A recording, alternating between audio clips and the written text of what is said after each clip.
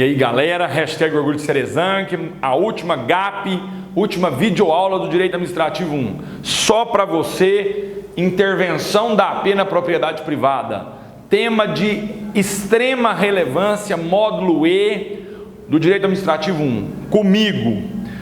Atenção, a administração pública pode muito. Nós sabemos que a AP pode controlar nossas vidas.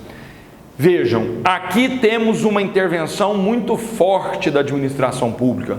A propriedade privada se trata de um direito fundamental e a administração pública pode invadir a sua propriedade privada, seja limitando-a, seja inclusive suprimindo a propriedade privada. Ou seja, ela pode dizer que o que é seu já não é mais seu, agora é dela. Muito bem, o que justifica a intervenção da AP na propriedade privada? Quais são os 3 motivos que podem ser invocados para fundamentar essa intervenção? O primeiro dos motivos, o próprio princípio da supremacia do interesse público. Claro, a administração é dotada de prerrogativas, a administração tem poder de mando, é considerada autoridade, portanto, a administração pública tem domínio sobre nossas vidas. Claro que sempre com o respaldo da Constituição, claro que ela não pode extrapolar e ofender direitos fundamentais, mas ela tem poder sobre nossas vidas, ela tem poder de comando. Isso é supremacia do interesse público. Segundo argumento que justifica a intervenção da AP na nossa propriedade privada, o poder de polícia. A administração pública pode investigar e sancionar, se necessário for, quem não tem vínculo com a AP. Portanto, é possível que a administração pública exerça seu poder de polícia e, no exercício deste poder de polícia, ela limitará e pode, inclusive, suprimir a nossa propriedade privada. E o terceiro argumento, este é uma novidade em direito administrativo, mas você já o sabe em razão do direito constitucional. O terceiro argumento se chama função social da propriedade privada. Nós sabemos que a propriedade privada não é um direito em si mesmo. Ela precisa ter uma destinação social. Ela precisa contribuir para a melhoria da sociedade. Ela precisa ter uma finalidade solidária, princípio da solidariedade, artigo 3º, inciso 1º da CF. Portanto, muita atenção para o que é a função social da propriedade. A função social da propriedade imobiliária é constitucional. A função da sociedade privada mobiliária também é constitucional. Qual a diferença? É porque a Constituição, nos artigos 182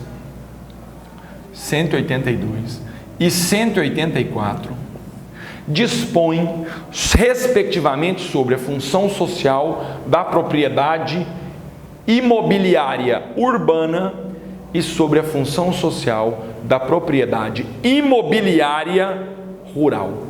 A função social da propriedade urbana, o imóvel urbano cumpre a sua função social quando respeita o estatuto da cidade. Então, atenção, senhores, o administrador público municipal pode inserir no plano diretor requisitos que caracterizam ou que descaracterizam a função social. O Estatuto da Cidade, essa lei federal, diz que caberá a cada plano diretor de cada cidade definir como a função social urbana é cumprida. Mas a Constituição nos dá um indício, ela nos dá o caminho, ela diz que o principal objetivo da função social da propriedade urbana é a qualidade de vida. Portanto, cada plano diretor, lembrando que o plano diretor é uma lei municipal votada pela Câmara de Vereadores, ela é obrigatória nos municípios em que há mais de 20 mil habitantes. Esta lei definirá requisitos objetivos sobre a função social da propriedade imobiliária urbana. Já a função social da propriedade imobiliária rural, ou seja, o imóvel rural, tem a sua função social cumprida quando nós percebemos alguns requisitos que são constitucionais. O primeiro deles, é preciso que haja um aproveitamento racional dos recursos naturais. Portanto, aquela propriedade rural precisa ter uma destinação que racionalize o uso de água, racionalize o uso das plantas, racionalize o uso dos animais, racionalize o uso dos minerais.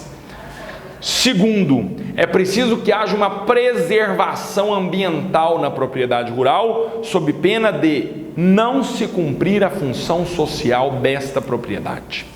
Terceiro requisito, é preciso que a propriedade rural não seja objeto de infração a direitos trabalhistas. Portanto, para que haja a função da propriedade rural, o proprietário deve cumprir todos os direitos trabalhistas em relação àquelas pessoas que trabalham na propriedade rural.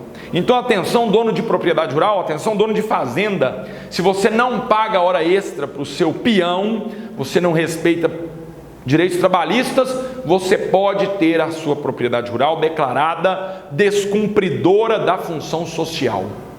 E o quarto requisito que caracteriza a função social da propriedade rural é que ela deve se destinar à qualidade de vida do proprietário do imóvel e também dos trabalhadores.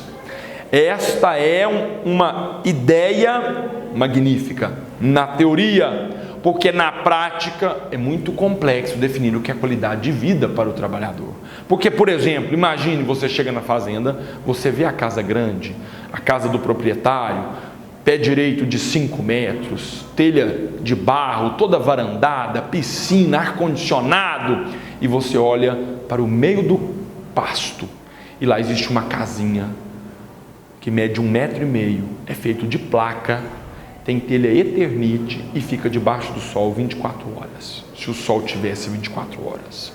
Vejam, morar naquilo não é qualidade de vida. Então, nesta propriedade rural, a qualidade de vida do trabalhador rural não estaria sendo respeitada e, portanto, essa propriedade não cumpriria a sua função social.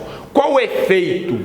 Quando a propriedade rural ou a propriedade urbana não cumpre a função social, a sua função social, a administração pública pode desapropriar de modo sancionador. Existe uma figura chamada desapropriação-sanção.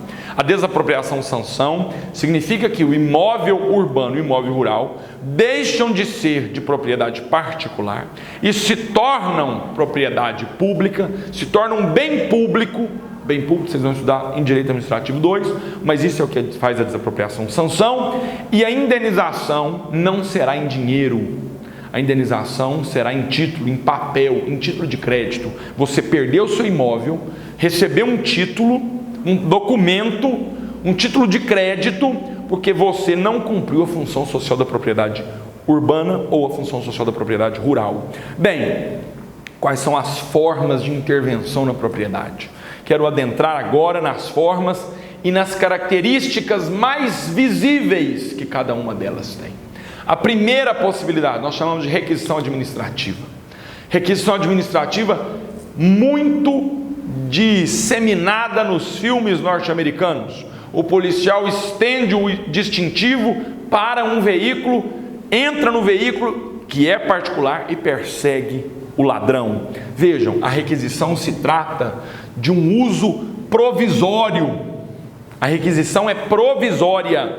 A administração toma emprestado o seu bem e devolverá o seu bem, mas em razão de urgência e emergência, em razão de um perigo.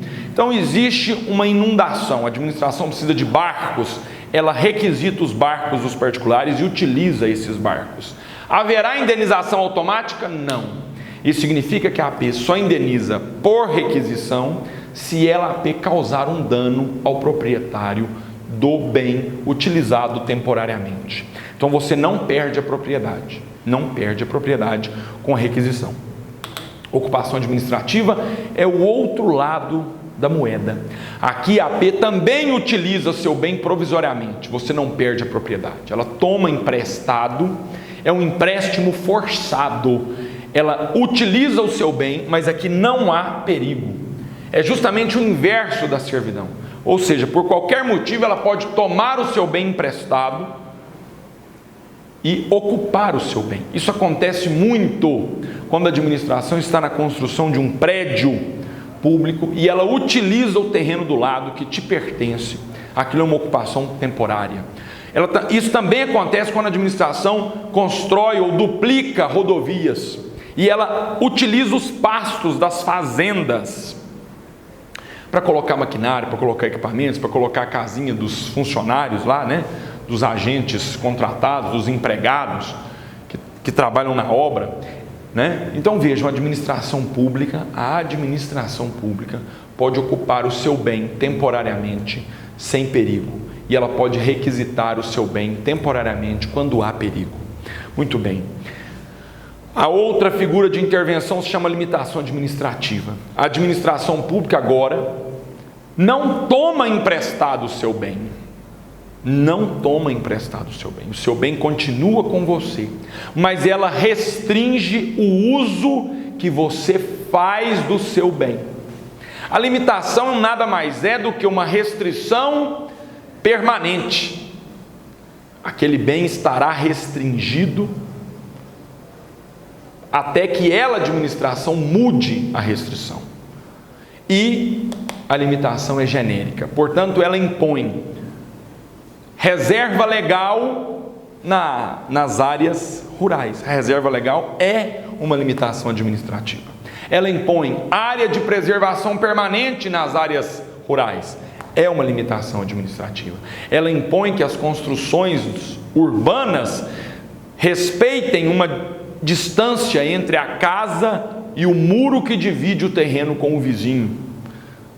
Nos condomínios fechados, existe esta limitação muito frequente. Os condomínios fechados exigem que a casa seja construída a uma certa distância do muro de divisão, uma certa distância da rua. É uma limitação administrativa. Vejam, as administrações públicas podem impor, e essas limitações são genéricas, ou seja, ela não se refere ao bem X ou bem Y, e sim a todos os bens de uma localidade. Por exemplo, uma limitação administrativa muito famosa: impedir que em determinados bairros haja comércio, ou tornar um bairro todo industrial. Ali não pode ter residência. São limitações administrativas. A servidão administrativa também se trata de uma restrição. A administração pública agora institui um ônus para o proprietário do imóvel. A servidão se trata de um ônus, ela também é permanente, mas ela é específica. Então a servidão é instituída sobre o imóvel tal. Ela não recai sobre várias localidades, sobre vários imóveis de uma determinada região. Ela é específica. Ela é muito frequente em cabos de energia elétrica, aquelas torres da CEMIG. Aquilo é servidão administrativa. Muito frequente para passagem de canos subterrâneos em imóveis urbanos e rurais. Também se trata de servidão, é um ônus. Não confundam servidão com direito de passagem, embora eles tenham um vínculo. É possível que o imóvel rural tenha sido parcelado, dividido, e um pedacinho desse imóvel não tem acesso direto à rodovia. Então é preciso que o proprietário deste imóvel chegue até o seu imóvel e ele passará por dentro do outro imóvel. Isso é direito de passagem. Eu, proprietário do imóvel, que tenho contato com a rodovia, construo a passagem da rodovia para este outro imóvel mais ao fundo, que não tem contato com a rodovia, eu construo onde eu quero. Isso é direito de passagem. Eu só não posso impedir que ele passe. Então vá lá. Nós temos aqui um imóvel, e aqui é a rodovia, e aqui é um pequeno imóvel rural. Para esse imóvel rural chegar na rodovia, há um direito de passagem. Mas o proprietário deste grande pode definir que o direito de passagem seja aqui e não aqui. Quando a servidão é instituída, a administração pública não cria uma estrada rural. ela continua não sendo a proprietária. Você, dono deste imóvel agora, você, dono deste imóvel, é o proprietário. Aqui no fundo existe um outro imóvel, o imóvel de B, você é o A. E a administração institui que neste local haverá uma estrada. Mas não se trata de uma desapropriação, ela não é dona da estrada. Você é o dono da estrada, proprietário do imóvel A. Mas você é obrigado a suportar e não pode modificar o local. A servidão é isto: é um imóvel de A servindo o imóvel de B. Servidão no sentido de servir, e volto a dizer, ela é específica. Quinta figura da intervenção se chama tombamento. O tombamento ocorre quando a administração percebe que um imóvel tem valor cultural. Aquele imóvel tem relevância histórica. Então a administração pública promove um PA.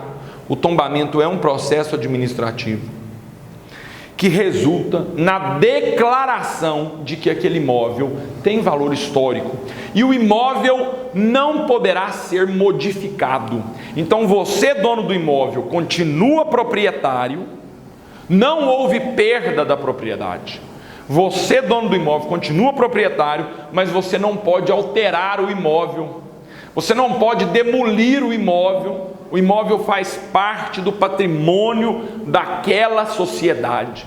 A AP Federal, União, pode promover o tombamento. A AP Estadual pode promover tombamentos e a AP Municipal também pode. O tombamento é um reconhecimento. Ele não constitui o imóvel como propriedade. Ele não é constitutivo, ele é declaratório. Ele diz: olha, eu reconheço que esse imóvel tem valor histórico. Nós falaremos mais em outro momento sobre o tombamento, mas fica aí a dica, a nota marcante. Agora eu chamo a sua atenção para dizer: na requisição, existe indenização automática? Não. A AP utilizou o seu bem temporariamente, te devolve e não te indeniza, salvo se ela causou dano no seu patrimônio. Quando ocorre ocupação, existe indenização automática? Também não. A AP utiliza o seu imóvel, toma emprestado à força, utiliza, te devolve e não te indeniza, salvo se ela causou dano. Sempre assim.